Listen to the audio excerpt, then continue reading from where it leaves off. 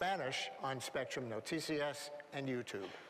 Both my adversaries have decided to bump chests with President Trump to prove who's more macho. You can't beat Trump.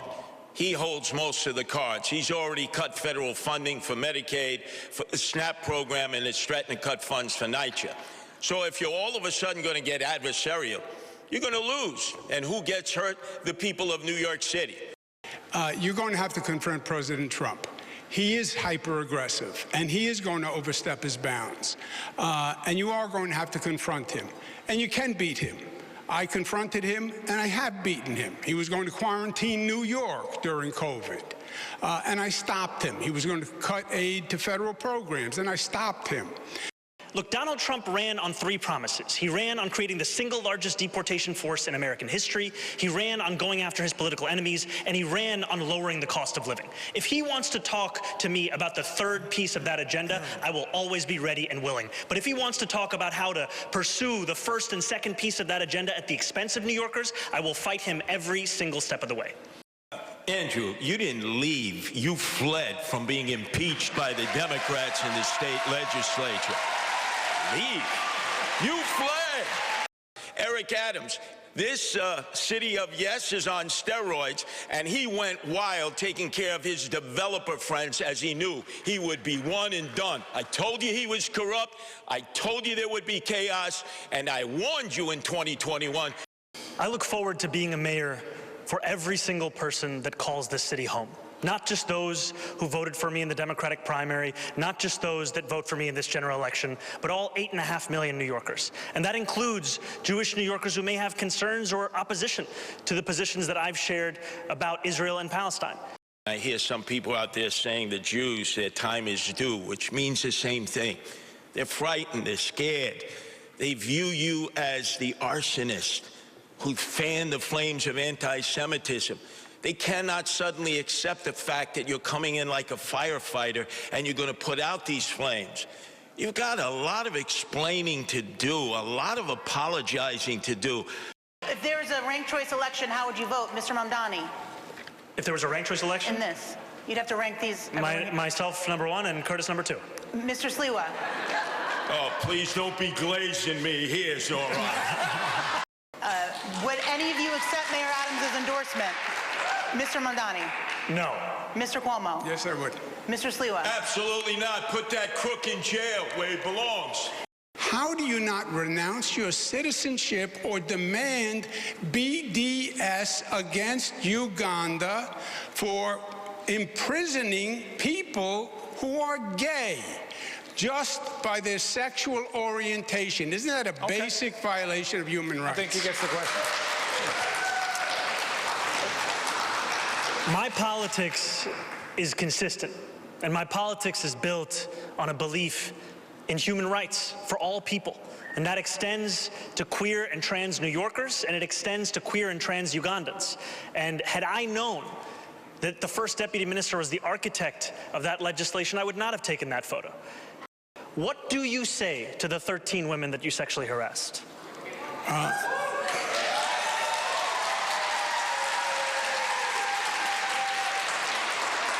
If you want to be in government, then you have to be serious and mature. There were allegations of sexual harassment. They were then went to 5 district attorneys, fully litigated for 4 years. The cases were dropped, right? You know that as a fact. So everything you just stated, you just said was a misstatement, which we're accustomed to from you. Everything that I stated was a misstatement? Yes, because the cases were dropped. No talking. Who is in favor of the cell phone ban in schools? Raise your hands. Everyone has raised their hands. They all are in favor of the cell phone ban. Thank you. Okay. I'm not going to release 7,000 criminals into New York City. Yeah, Mr. Mamdani. There is no one on this stage that is saying that. Yet Andrew Cuomo will repeat it again and again. What I have said time and again, I'll repeat it again, is that yes, we have to close Rikers Island. Rikers Island is a stain on the history of this city. You will hear from Andrew Cuomo about his experience as if the issue is that we don't know about it. The issue is that we have all experienced your experience.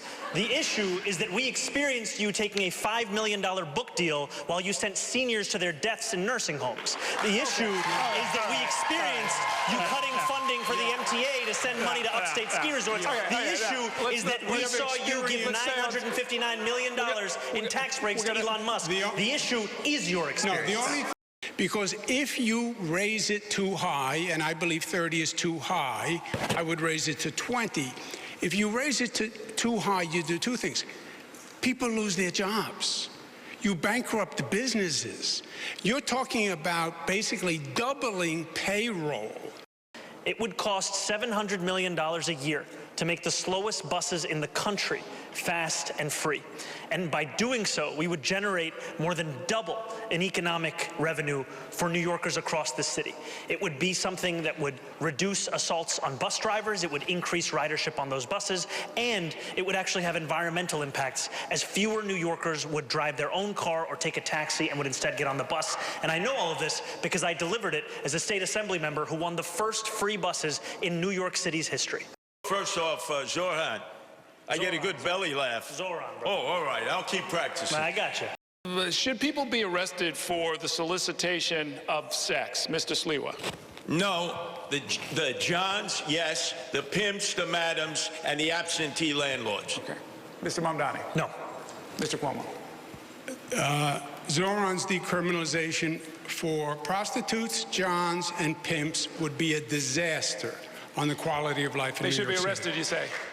Should people be arrested for soliciting sex? It is a criminal offense. I would keep it as it is. Okay.